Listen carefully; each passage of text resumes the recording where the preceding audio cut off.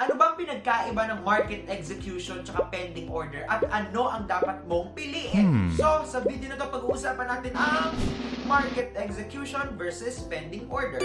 So, dalawa lang naman ang position na tinitake natin kay Forex, which is the buy and sell.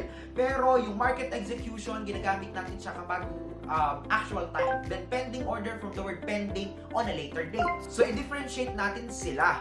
So, market execution, this means your trade is filled immediately at the best available price in the market.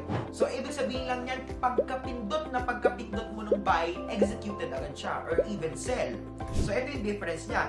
Execution timing niya is immediate, agad-agad. Price control, less control ka po dito kasi agad-agad hindi mo na masasabi na what is the best price. Kung ano yung current na ino-offer ni market, yun na yun. So, use cases, saan siya commonly ginagamit? Number one, sa quick entry, sa day trading at saka sa scalping. Kasi kailangan po dito agad yung pag-enter and exit mo. Then, order types nito, simply buy and sell. Yun lang po, click mo na buy and sell. So, you're doing the market execution already. While the pending orders, may apat na uri tayo ng pending orders. Buy limit, sell limit, buy stop, sell stop. So, pero ito lang yung pinaka-meaning niya. These orders are placed ahead of time and are executed only when the market reaches the specified price. So, ibig sabihin, ang best price na gusto mo ay 1.20. Okay? Doon mo gustong mag-sell. Pero ang price ngayon ay nasa 1.10 lang. So, maghihintay ka pa ba? Hihintay mo pa ba siya ng actual? No, hindi. You can use pending order para i-instructan mo si MT4 mo, oy, kapag nag 1.20 na, i-place mo ako ng sell. Pwede yon. Doon po natin ginagamit si pending order. So, ito po yung characteristics niya.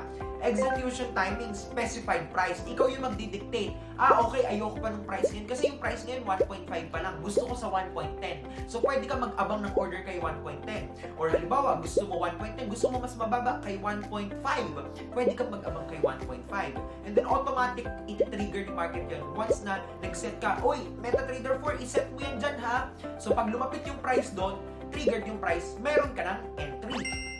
Price control, more control ka dito kasi ikaw nga ang nag-specify, tsaka less slippage siya. Pag sinabi natin slippage, yung sa sobrang bilis ng movement ni market, okay, hindi tayo nakakapag-enter or minsan nagkakaroon tayo ng losses. Use cases, saan siya ginagamit? Sa strategic entries. Okay, kasi not always is the best time to trade. Hindi sa lahat ng magkakataon na pag-check mo kay chart, enter ka kaagad. Sometimes we have to wait. Then sa swing trading, ginagamit siya. Lalo na swing trading kasi matagal bago pumunta sa desired price natin. So, ito yung mga order types niya. Buy limit, sell limit, buy stop, sell stop. So, gumawa na ako ng video about dito sa apat na to. Just